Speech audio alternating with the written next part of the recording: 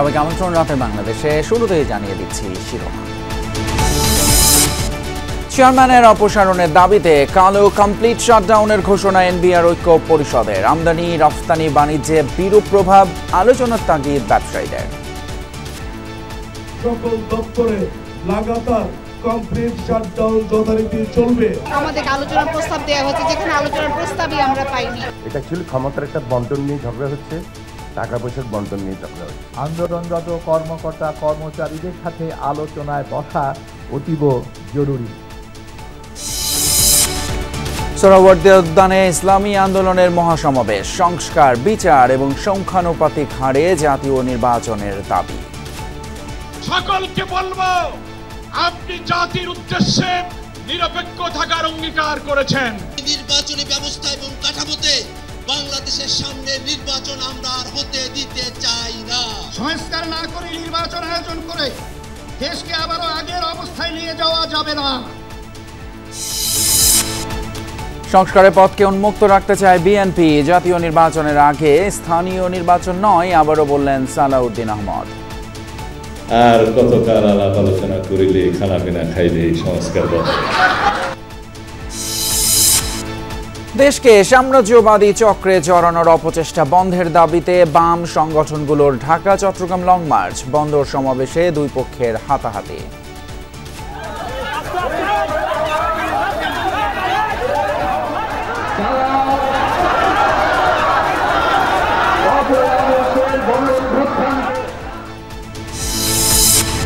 বিজয় সরণিতে mural ভাঙার সমালোচনা। ওই স্থানে ঐতিহাসিক নতুন কিছুর পরিকল্পনা করছে উত্তর সিটি, জানালেন প্রশাসক। বর্তমান যে ইন্টারিম গভর্নমেন্ট আছে তারা তো বারবারই বলছেন 52, 71 এগুলোকে ওন করেই হচ্ছে 24-এর যেই এগুলোর চেতনাটাই তো 24-এর চেতনা। মাথায় রাখতে হবে এটা শেখ মুজিবের মূর্তির পাটাতন ভাঙা হয়েছে। আগস্টে রাজধানীর 3 এলাকায় নামছে বুয়েটে তৈরি ই রিকশা। প্রশিক্ষণ দেয়া হবে চালকদের, সড়কে শৃঙ্খলা ফেরার আশাবাদ।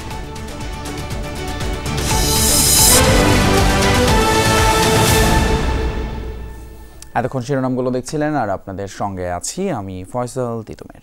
সরকারের তরফ থেকে পাওয়া যায়নি আমন্ত্রণ, আর তাই আগামীকালও চলবে কমপ্লিট শাটডাউন। ট্যাক্স, কাস্টমস ও ভ্যাট 3 বিভাগের সকল দপ্তরের এই কর্মসূচিতে অংশ নিতে আহ্বান জানিয়েছে এনবিআর সংস্কার ঐক্য পরিষদ। এনবিআর চেয়ারম্যানের অপসারণের দাবিতে দিনভর চলা শাটডাউন এবং রোড টু এনবিআর কর্মসূচি শেষে বলা হয়, ব্যবসায়ীরা রাজস্ব কর্মকর্তাদের প্রতিপক্ষ নয়।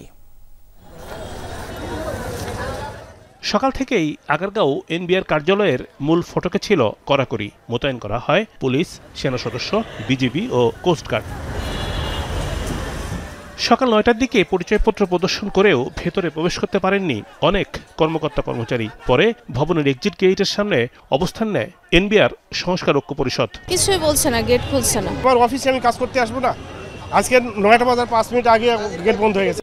বেলা গড়ানোর সঙ্গে সঙ্গে বার্তা থাকে অংশগ্রহণ। ঢাকার বাইরে থেকেও অংশ নেন কর্মকর্তা কর্মচারীরা। বেলা 2:30টায় ব্রিফিংয়ে বলা হয়, সরকারের তরফ থেকে বলা হলেও আলোচনার জন্য আনুষ্ঠানিক আমন্ত্রণ পায়নি ঐক্য পরিষদ। বলা হচ্ছে যে আমরা আলোচনায় আগ্রহী নই, আমাদের আলোচনার প্রস্তাব দেওয়া হচ্ছে, যেখানে আলোচনার প্রস্তাবই আমরা পাইনি। যে কোনো মুহূর্তে আমাদেরকে ডাকলে আমরা নিশ্চয়ই আলোচনায় যাব। জানানো হয়, এনবিআর চেয়ারম্যানের অপসারণ ছাড়া আলোচনার পথ এখন খোলা নেই। চলবে লাগাতার কমপ্লিট শাটডাউন। 29 জুন 2025 খ্রিস্টাব্দ তারিখ থেকে ট্যাক্স, কাস্টমস ও ভ্যাট বিভাগের সকল দপ্তরে লাগাতার কমপ্লিট শাটডাউন যথারীতি চলবে। তবে আন্তর্জাতিক যাত্রী সেবা এই কমপ্লিট শাটডাউনের আওতা বহির্ভূত থাকবে। যৌক্তিক কর্মসূচিতে থাকা কর্মকর্তাদের পুঞ্জীভূত ক্ষোভকে উস্কে দিয়ে তিনি পরিস্থিতিকে অস্থিতিশীল করে সরকারকে বেকায়দায় ফেলতে চান। এনবিআর সংস্কারে যে কোনো গঠনমূলক আলোচনায় অংশ নিতে ইচ্ছুক বলেও জানায় ঐক্য পরিষদ। এনবিআর বিলুপ্ত করে রাজস্ব নীতি ও ব্যবস্থাপনা নামে 2টি বিভাগ করে গেল 12 মে অধ্যাদেশ জারি করে সরকার। আমরা ব্যবসায়ীদের প্রতিপক্ষ নই। রিমন রহমান, যমুনা নিউজ, ঢাকা। এনবিআরের অচলাবস্থার কারণে মারাত্মক ক্ষতি হচ্ছে অর্থনীতির। হুমকির মুখে পড়েছে দৈনিক ২৫০০ কোটি টাকার আমদানি রফতানি বাণিজ্য। সময় মতো পণ্য সরবরাহ করতে না পারায় ক্রয়াদেশ বাতিলের হুমকি দিচ্ছে বিদেশি ক্রেতা প্রতিষ্ঠান। যৌথ সংবাদ সম্মেলনে এসব তথ্য তুলে ধরেন ব্যবসায়ী নেতারা। দাবি জানান আলোচনার মাধ্যমে দ্রুত সংকট নিরসনের। এমনকি প্রয়োজনে প্রধান উপদেষ্টার কার্যালয়কে এগিয়ে আসার আহ্বানও জানান তারা। এনবিআর সংস্কারে সরকারি প্রজ্ঞাপন জারির পর থেকেই আন্দোলন করছেন সংস্থাটির কর্মকর্তা কর্মচারীরা। প্রায় ১.৫ মাসের আন্দোলনে তৈরি হয়েছে অচল অবস্থা, যার নেতিবাচক প্রভাব পড়েছে দেশের ব্যবসা বাণিজ্য ও আমদানি রপ্তানি কার্যক্রমে। আজকে থেকে কমপ্লিট শাটডাউনের ঘোষণা দেওয়া হয়, যা অত্যন্ত উদ্বেগজনক। বিষয়টি নিয়ে উদ্বিগ্ন ব্যবসায়ী ও শিল্প উদ্যোক্তারা। অবস্থান তুলে ধরতেই আয়োজন করা হয় যৌথ সংবাদ সম্মেলনের, যেখানে উপস্থিত ছিলেন বিভিন্ন ব্যবসায়ী সংগঠনের নেতারা। তুলে ধরা হয় এনবিআরের চলমান আন্দোলনে ক্ষতির চিত্র। এনবিআর এর অন্তর্ভুক্ত সকল দপ্তরসমূহের কর্মকর্তা কর্মচারীদের কলম বিরতির প্রেক্ষিতে দেশের আমদানি রপ্তানি ব্যবসা মারাত্মক ক্ষতির সম্মুখীন হচ্ছে। 65 বিলিয়ন হচ্ছে ট্রানজাকশন। এটাকে যদি আপনি কর্মদিবস দিয়ে ভাগ করেন 300 দিন, তো রাফলি প্রতিদিন হলো ২৫০০ থেকে ২৬০০ কোটি টাকার মতো ডিস্ট্রাপশন হচ্ছে। প্রতিনিয়ত রক্তক্ষরণ হচ্ছে এবং ক্ষতি হচ্ছে। দেশের অর্থনীতির প্রাণকেন্দ্র এনবিআর, সেখানে এ ধরনের আন্দোলন গ্রহণযোগ্য নয় বলেও মন্তব্য করেন ব্যবসায়ী নেতারা। আন্দোলনকারীদের দ্রুত কাজে যোগ দেওয়ারও আহ্বান জানান তারা। এজন্য প্রধান উপদেষ্টার কার্যালয়কে এগিয়ে আসার তাগিদও দেন। ১ মাসের উপরে এই ধরনের একটা প্রতিষ্ঠান যেটা অর্থনীতির লাইফলাইন, সেইটা এরকমভাবে সাফার করবে আর তারপরে বলবে যে বন্ধ করে দিলাম, তো এটা তো কোনোদিন হতে পারে না। এটা অ্যাকচুয়ালি ক্ষমতার একটা বন্টন নিয়ে ঝগড়া হচ্ছে, টাকা পয়সার বন্টন নিয়ে ঝগড়া হচ্ছে।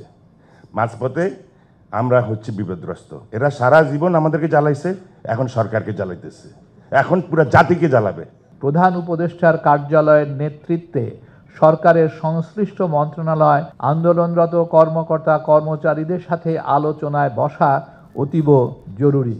সংস্কারের পক্ষে নিজেদের অবস্থান তুলে ধরে ব্যবসায়ী নেতারা বলেন, অর্থনীতির স্বার্থেই এনবিআরের সংস্কার হতে হবে, তবে তা আলোচনার মাধ্যমেই হওয়া উচিত। আন্দোলনে ব্যবসায়ীরা ইন্ধন দিচ্ছে এমন অভিযোগ অস্বীকার করেন ব্যবসায়ী নেতারা। মাননীয় অর্থ উপদেষ্টা যদি বলে থাকেন যে এর পিছনে ব্যবসায়ী সমাজের ইন্ধন হচ্ছে, এটা আমি মনে করি ভুল। এনবিআর রিফর্ম হওয়া উচিত, এখানে আমাদের পুরোপুরি সমর্থন আছে। যারা সংশ্লিষ্ট স্টেক হোল্ডার, তাদের সাথে আলাপ আলোচনা করে তাদের মতামত নিয়ে আমরা মনে করি একটা সমাধান খুঁজে পাওয়া সম্ভব।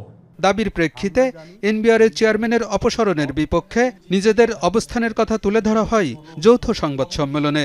জাতীয় রাজস্ব বোর্ডের চেয়ারম্যানের অপসারণ কোনো মতেই কাম্য নয়। আলমগীর হোসেন, যমুনা নিউজ, ঢাকা।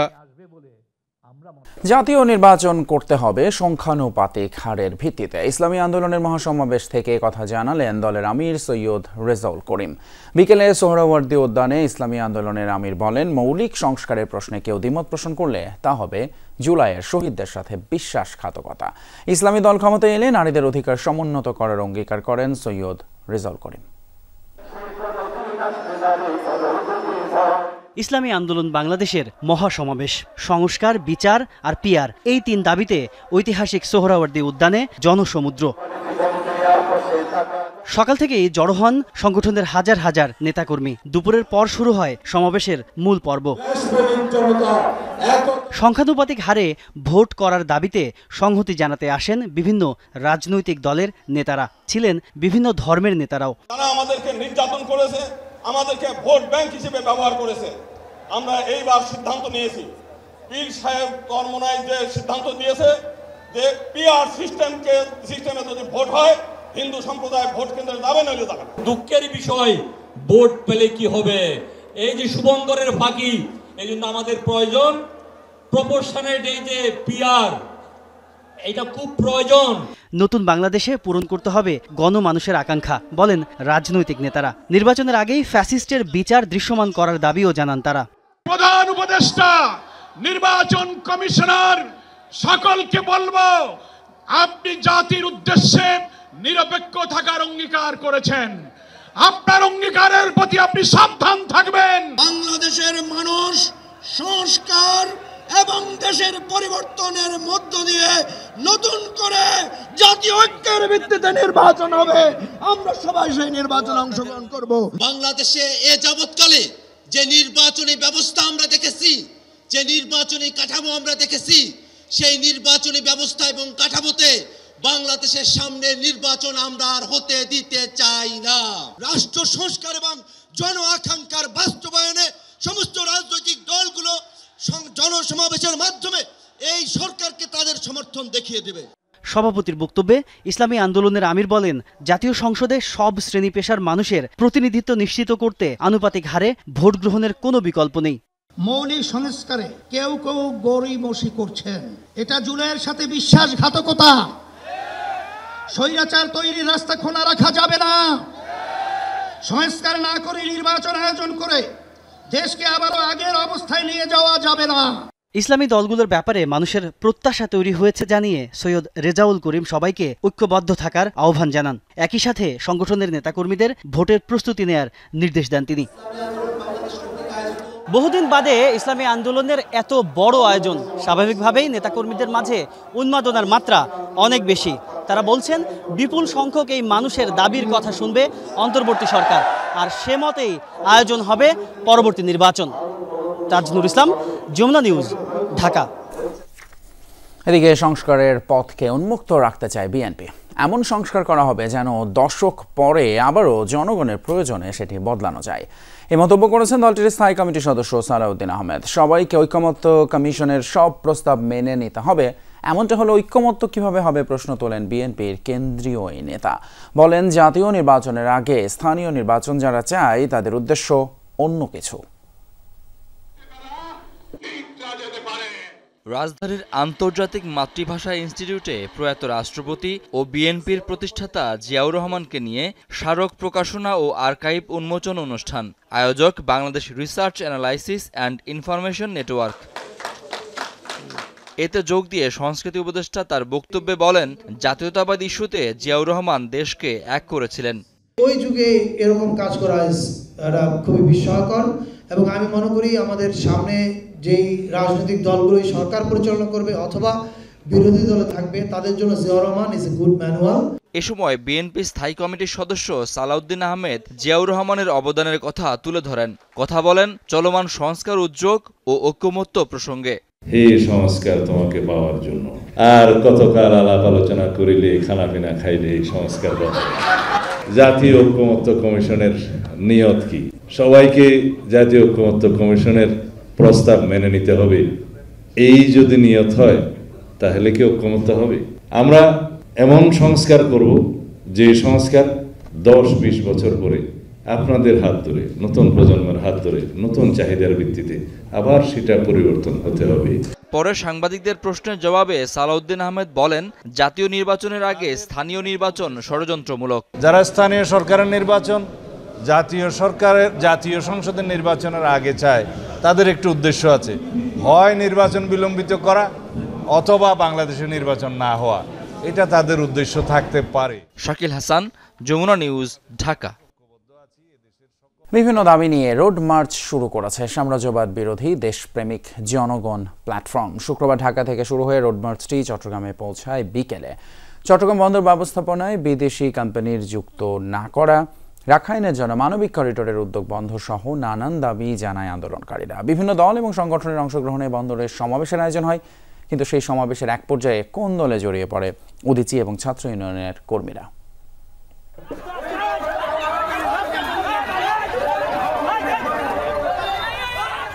চট্টগ্রাম বন্দর মোড়ে ট্রাকের উপর স্থাপিত অস্থায়ী মঞ্চের পাশে এভাবেই উদীচী ও ছাত্র ইউনিয়নের নেতাকর্মীরা নিজেদের মধ্যে প্রথমে হাতাহাতি, পরে মারামারিতে জড়িয়ে পড়ে। চলে বেশ কিছুক্ষণ, এতে আহত হয় বেশ কয়েকজন।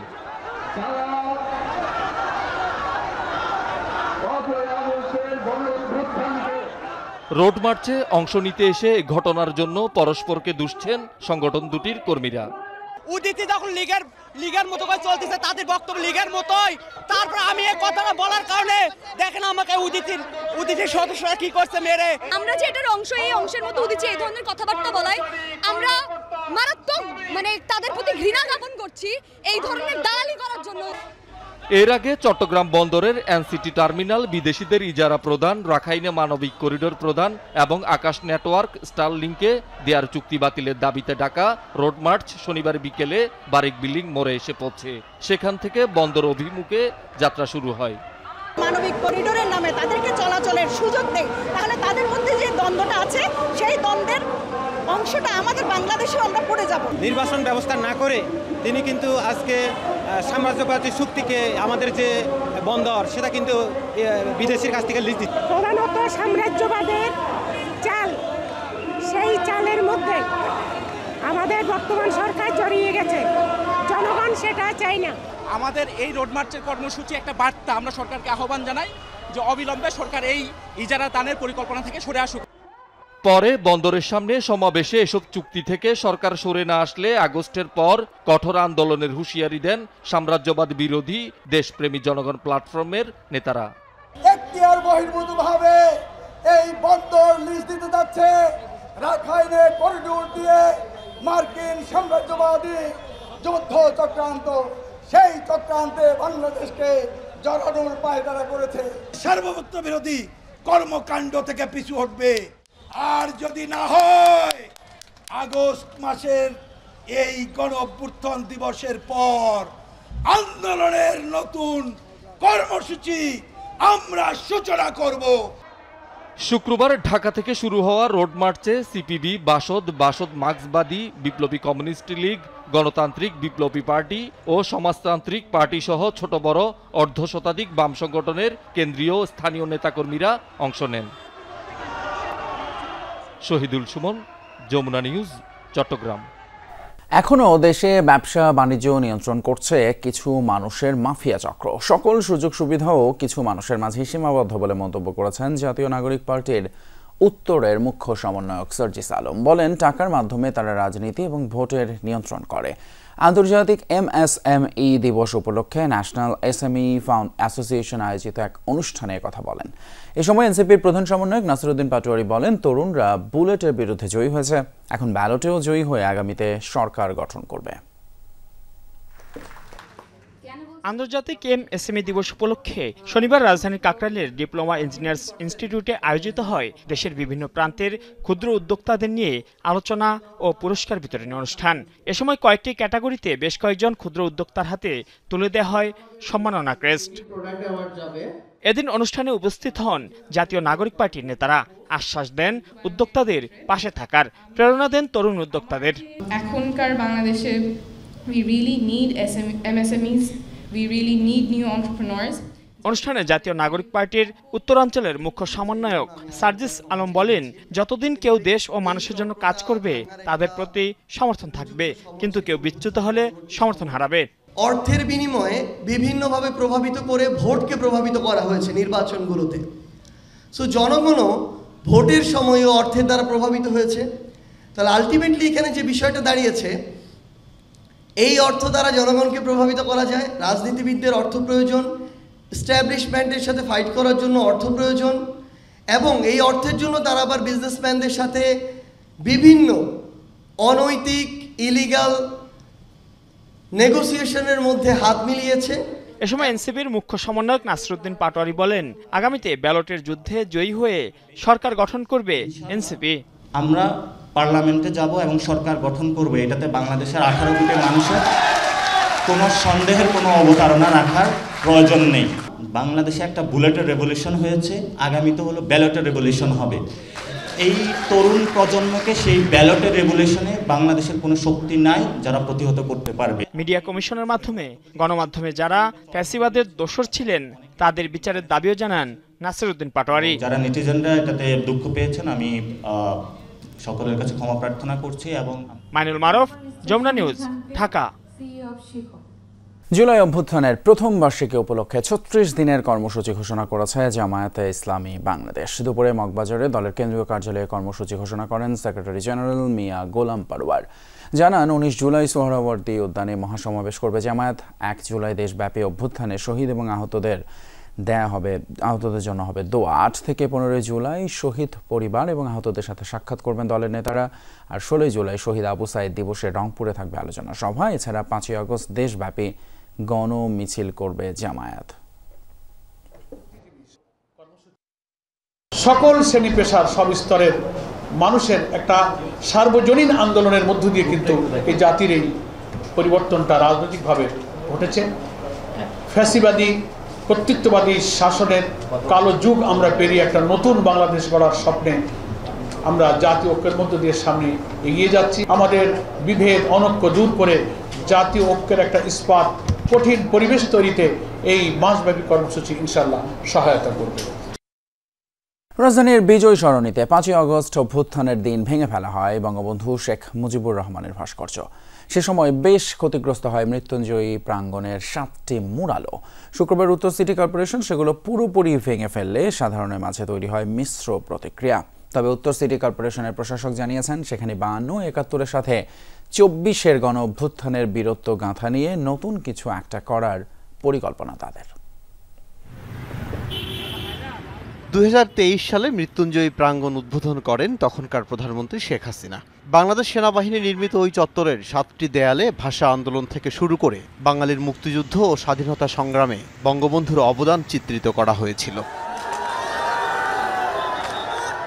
24-এর গণ অভ্যুত্থানের মুখে শেখ হাসিনা দেশ ছেড়ে গেলে উত্তেজিত জনতা ভেঙে ফেলে বঙ্গবন্ধুর ভাস্কর্য। ক্ষতিগ্রস্ত হয় পুরো মৃত্যুঞ্জয়ী প্রাঙ্গণও।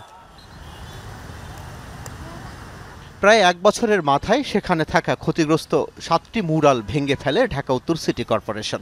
শনিবার দেখা যায় স্থাপনার ভাঙ্গা অংশ ছড়িয়ে ছিটিয়ে রয়েছে। ছিন্নমূল অনেককেই সেখান থেকে লোহা খুলে নিতেও দেখা যায়। মুরাল ভাঙ্গার ঘটনায় সাধারণ মানুষের মধ্যে প্রতিক্রিয়া তৈরি হয়েছে। একটা দেশ স্বাধীন করতে দীর্ঘ সময় লাগছে, এমন তো না যে একদিনে স্বাধীন হয়েছে। 1947-এর পরের থেকে আন্দোলন করতে করতে 1971-এ এসে স্বাধীন হয়েছে। এতদিনের স্বাধীনতা একদিনে মুছে ফেলবে, সময় বলে দেবে এরপরে আবার কি হবে। এখন নতুন কি অবস্থা হবে এটা দেখার অপেক্ষায় আছে আর কি। মুক্তিযুদ্ধের ইতিহাসটাই তো ছিল এখানে, এটা ঠিক হয় না। তবে ঢাকা উত্তর সিটি কর্পোরেশন জানিয়েছে, বাংলাদেশের ইতিহাস ঘিরে নতুন স্থাপনা করার পরিকল্পনা করছেন তারা। ধ্বংসস্তূপ ছিল, আর যে কয়েকটা ছিল সেগুলো তো অনেক জায়গায় এগুলো তো হাফ ভেঙে ফেলছে, কিছু নষ্ট হয়ে গেছে। এগুলো আমরা পরিষ্কার করেছি। বর্তমান যে ইন্টারিম গভর্নমেন্ট আছে তারা তো বারবারই বলছেন 52, 71 এগুলোকে ওন করেই হচ্ছে 24-এর যেই এগুলোর চেতনাটাই তো 24-এর চেতনা। মাথায় রাখতে হবে এটা শেখ মুজিবের মূর্তির পাটাতন ভাঙা হয়েছে। সাধারণ মানুষ মনে করেন যথাযথ ইতিহাস ফুটে উঠুক এমন স্থাপনা করাই উচিত হবে। আমি মনে করি এখানে মূর্তি না বানায় ভালো কিছু একটা জিনিস বানাও, মানে দেশের জাতির যে কোনো জিনিসটা দেখলে ভালো হয়। আমরা এটাকে বাংলাদেশের ইতিহাসের সাথে ঠিক রেখে দেখি কি করা যায় আমরা ভাবছি। আল আমিনা কহন, যমুনা নিউজ, ঢাকা। ঢাকার 2 সিটি কর্পোরেশনের কয়েকটি এলাকায় প্রাথমিকভাবে চলবে বুয়েটের তৈরি 3 চাকার ব্যাটারি চালিত রিকশা, জানিয়েছেন স্থানীয় সরকার উপদেষ্টা আসিফ মাহমুদ সজীব ভূঁইয়া। বলেছেন, প্রতিটি এলাকায় নির্দিষ্ট সংখ্যক নতুন অটোরিকশা চলবে, বন্ধ হবে পুরনো ঝুঁকিপূর্ণ অটোরিকশা। অনুষ্ঠানে 2 সিটির প্রশাসক জানান, আগস্টের শুরু থেকেই ঢাকার সড়কে চলাচল করবে নতুন এই রিকশা। ব্যাটারি চালিত রিকশা বা টেসলার নিয়ন্ত্রণহীন চলাচলে অতিষ্ঠ নগরবাসী। নিয়ম নীতির তোয়াক্কা না করে অলিগলি পেরিয়ে মূল সড়কেও বেপরোয়া চলাচল বাহনটির, ফলে প্রতিনিয়তই ঘটছে দুর্ঘটনা। সরকার বারবার উদ্যোগ নিলেও কোনোটিই কাজে আসেনি। এবার ব্যাটারি চালিত রিকশার বিকল্প হিসেবে রাজধানীর সড়কে দেখা যাবে বুয়েটের তৈরি 3 চাকার স্বল্পগতির ইলেকট্রিক রিকশা। এই রিকশার গতি নিয়ন্ত্রিত হওয়ায় দুর্ঘটনার ঝুঁকিও কম বলছে সংশ্লিষ্টরা। শনিবার সকালে ঢাকা উত্তরের নগর ভবনে ট্রেনিং অব ট্রেনার্সদের প্রশিক্ষণের উদ্বোধনে 2 সিটির প্রশাসক জানান, আগস্টের প্রথম থেকেই চলাচল করবে নতুন এই রিকশা। বর্তমানে অনিয়ন্ত্রিত রিকশাকে ধাপে ধাপে নিয়ন্ত্রণে নিয়ে আসতে চায় 2 সিটি কর্পোরেশন। সড়কের আইনটা যেন ঠিকমতো পালন করে যারা রিকশা চালাবেন, এরকম ট্রেইন একটা শ্রেণীকে, ট্রেইন একটা ইন্টারেস্ট গ্রুপকে আমরা মাঠে নামানোর জন্য সুযোগ করে দেব। যারা ঢাকা শহরে রিকশা চালাবেন এবং ট্রেনিংয়ে যারা পাশ করবেন, লাইসেন্স পাবেন, তারা হচ্ছে তাদের ভোটার আইডি কার্ডের এগেইনস্টে সর্বোচ্চ 3টি কিনতে পারবেন, তারা যদি কিনতে চান। প্রাথমিকভাবে ঢাকা দক্ষিণ সিটির পল্টন ও ধানমন্ডি এবং উত্তর সিটির উত্তরায় বুয়েটের তৈরি 3 চাকার ব্যাটারি চালিত রিকশা চলবে বলে জানায় স্থানীয় সরকার উপদেষ্টা। 2টা জোনে আমরা নির্দিষ্ট সংখ্যক ওটা অ্যাসেসমেন্ট করবে আমাদের 2 সিটি কর্পোরেশন, নির্দিষ্ট সংখ্যক অটোরিকশার মাধ্যমে শুরু করব এবং এটা কখনোই আনলিমিটেড হবে না। এখন যেরকম কোনো নিয়ম নেই, তো আপনি চাইলেই কালকেও 10,000 রিক্সা ঢুকে দিতে পারবেন ঢাকায়। 3 চাকার এই রিক্সা সর্বাত্মকভাবে চালু করা গেলে ঢাকা শহরের পরিবহনকে শৃঙ্খলার মধ্যে আনা সম্ভব বলে মনে করেন সংশ্লিষ্টরা। ফয়সাল মাহমুদ, যমুনা নিউজ, ঢাকা। খুলনার পুলিশ কমিশনার জুলফিকার আলী হায়দারের অপসারণের দাবি জানিয়ে 24 ঘন্টার আলটিমেটাম দিয়েছে আন্দোলনরত ছাত্র জনতা। দাবি আদায় না হলে সদর দপ্তর, উপকমিশনারের কার্যালয় এবং 8টি থানা ঘেরাও কর্মসূচি ঘোষণা দেয় তারা। রাতে খুলনা প্রেস ক্লাবে প্রধান উপদেষ্টা প্রেস সচিব শফিকুল আলমের সঙ্গে বৈঠক করেন আন্দোলনকারীরা। পরে শিক্ষার্থীরা জানান তাদের দাবির বিষয়ে প্রধান উপদেষ্টার সঙ্গে কথা বলে পদক্ষেপ নেবেন প্রেস সচিব। এর আগে স্থানীয় প্রেস ক্লাবে সাংবাদিকদের সঙ্গে মতবিনিময় করতে যান শফিকুল আলম। এ সময় কেএমপি সদর দপ্তর ছেড়ে প্রেস ক্লাবের সামনে অবস্থান নেয় আন্দোলনকারী শিক্ষার্থীরা। প্রায় 1.5 ঘন্টা সেখানে অবস্থান নেওয়ার পর প্রেস ক্লাবে প্রেস সচিব সহ অন্যান্য কর্মকর্তাদের সঙ্গে মতবিনিময় করেন তারা।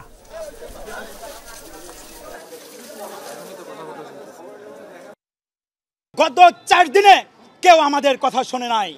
স্বরাষ্ট্র উপদেষ্টার দৃষ্টিগোচর হয় নাই, সেগুলোকে আইজিপি মহোদয়ের দৃষ্টিগোচর হয় নাই। তারা কেন কোনো রেসপন্স করে নাই, আমরা এটা প্রেস সচিব মহোদয়কে জানাতে এসেছিলাম। আমরা জানাতে এসেছিলাম দেশটা কিভাবে চলছে, যাদেরকে খুলনার জেলা প্রশাসকের দায়িত্বে বসানো হয়েছে, যাদেরকে বড় বড় জায়গায় বসানো হয়েছে, তারা কি শুধু দায়সারা কাজ করছে? নির্বাচন এবং রাজনীতির মাঠে জাতীয় ঐক্য হতে পারে না। ঐক্য হয় রাষ্ট্রের সার্বভৌমত্ব রক্ষা এবং দেশের স্বার্থে। এমন মন্তব্য করেছেন নাগরিক ঐক্যের আহ্বায়ক মাহমুদুর রহমান মান্না। কেউ আওয়ামী লীগের পৃষ্ঠপোষকতা করলে কঠোর শাস্তির আওতায় আনার আহ্বান জানান তিনি। শুধু নির্বাচন কমিশনারদের নয়, প্রশাসন, পুলিশের দায়ী ব্যক্তি আর ডিসিদের বিচারের আওতায় আনার দাবি জানান debate for democracy chairman Hasan Ahmed Chowdhury Kiran. আগামী জাতীয় নির্বাচনে তরুণ ভোটাররাই ক্ষমতার পালা বদলে গুরুত্বপূর্ণ ভূমিকা রাখবে শিরোনামে ছায়া সংসদ আয়োজন করে ডিবেট ফর ডেমোক্রেসি। এর পক্ষে বিপক্ষে যুক্তি তুলে ধরেন বিতর্কিকরা। তরুণদেরকে আসলে রাজনৈতিকভাবে ব্যবহার করা হয়, তরুণরা সেই পরিবর্তন আনবে। বিতর্কে জুলাই হত্যাকাণ্ড সহ আওয়ামী লীগের 15 বছরের গুম, খুন, অর্থ পাচার, দুর্নীতি, নির্বাচন ব্যবস্থা ধ্বংসের মতো বিষয়গুলো উঠে আসে। ডিবেট ফর ডেমোক্রেসির চেয়ারম্যান বলেন, তত্ত্বাবধায়ক সরকার বাতিল করে নির্বাচন ব্যবস্থা ধ্বংসের জন্য দায়ীদের বিচার হওয়া উচিত। শুধু নির্বাচন কমিশনারদের শাস্তির আওতায় আনার নয়, আমি আশাবাদ ব্যক্ত করব বিচারপতি খায়রুল হক, যারা পুলিশ প্রশাসন, এসপি, ডিসিরা ছিলেন, পুলিং এজেন্ট ছিলেন, প্রিজাইডিং অফিসার ছিলেন, রাজনৈতিক উপদেষ্টা, প্রয়াত এসটি ইমামের মরণোত্তর এই নির্বাচনী অপরাধের কারণে তার বিচার দাবি করছে। অনুষ্ঠানের প্রধান অতিথি নাগরিক ঐক্যের আহ্বায়ক মাহমুদুর রহমান মান্না বলেন, প্রধানমন্ত্রীর মেয়াদ, 70 অনুচ্ছেদ, নারী আসন সহ বেশ কিছু বিষয়ে দলগুলোর একমত হওয়া আশাব্যঞ্জক। রাজনৈতিক দলগুলো ইন্ডিপেন্ডেন্ট ইলেকশন করবে, আলাদা আলাদা ইলেকশন করবে, তাদেরকে জাতীয় ঐক্যের স্লোগানে যদি বলে ঐক্য তো ভেঙে গেল, এটা তো ভাঙ্গারই জিনিস। কিন্তু যদি ধরেন একটা জাতীয় প্রশ্ন আসে, সার্বভৌমত্বের প্রশ্ন, সেই সবাই আমরা একত্র হয়েছি। এ সময় তরুণদের দল এনসিপির রাজনীতি জনগণের সামনে তুলে ধরার পরামর্শ দেন নাগরিক ঐক্যের আহ্বায়ক। এরকম নয় যে কেবল ডক্টর ইউনূসের আশীর্বাদ পেলেই দল দাঁড়িয়ে যাবে। ফেব্রুয়ারিতে যে নির্বাচন হবে সেখানে এনসিপি কাকে ক্যান্ডিডেট দেবে, দিতে পারবে? ভালো ক্যান্ডিডেট আছে। বিতর্কে ইডেন মহিলা কলেজ বিজয়ী হয়। Lovely Bithi, Jamuna News, Dhaka.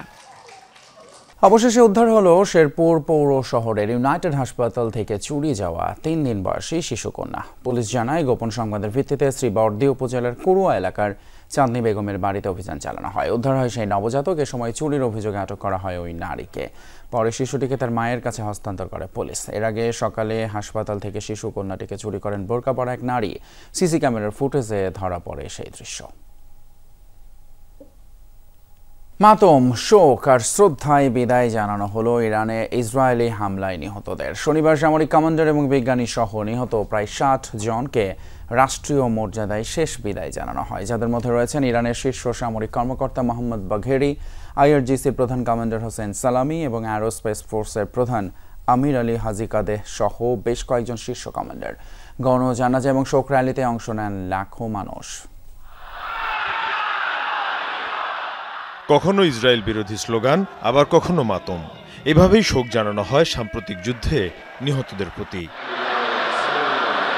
সকাল থেকে দেশের বিভিন্ন স্থান থেকে আসতে থাকেন ইরানিরা। তেহরান ইউনিভার্সিটি থেকে আজাদি স্কয়ার। এই 5.5 কিলোমিটার রাস্তায় হওয়ার কথা ছিল শোক র্যালি, কিন্তু লাখো লাখো মানুষের ভিড় ছড়িয়ে পড়ে আশেপাশের প্রায় সবগুলো এলাকায়। নিহতদের কফিন ইরানের পতাকায় মুড়িয়ে নিয়ে আসা হয় আজাদি স্কয়ারে। এ সময় ফুল, প্ল্যাকার্ড আর নিহতদের ছবি নিয়ে শোক মিছিলে অংশ নেন ইরানিরা। দেশটির প্রেসিডেন্ট মাসুদ পেজেশকিয়ানও ছিলেন এ কর্মসূচিতে। এর আগে অনুষ্ঠিত হয় গণজানাজা। ইরানি গণমাধ্যম বলছে 60 জনেরও বেশি নিহতের দাফন সম্পন্ন হয় শনিবার, যাদের মধ্যে রয়েছেন পরমাণু বিজ্ঞানী, সামরিক কর্মকর্তা, সাংবাদিক এবং সাধারণ ইরানি। কিছু সময়ের জন্য লড়াই শুধুমাত্র স্থগিত করা হয়েছে, আবারও ইসরায়েলকে দাঁত ভাঙা জবাব দেয়া হবে। ট্রাম্প যা খুশি তাই বলতে পারে, কিন্তু আমাদের জাতি কখনো তার সামনে মাথা নত করবে না। গেল 13 জুন বিনা উস্কানিতে ইরানে হামলা চালায় ইসরায়েল। 12 দিনের যুদ্ধে 600-র বেশি ইরানি নিহত হন ইসরায়েলি হামলায়। মীর মুশফিকা হাসান, যমুনা নিউজ। এই ছিল আমাদের রাতের বাংলাদেশে এখনকার আয়োজন। এতক্ষণ সাথে থাকার জন্য ধন্যবাদ সবাইকে।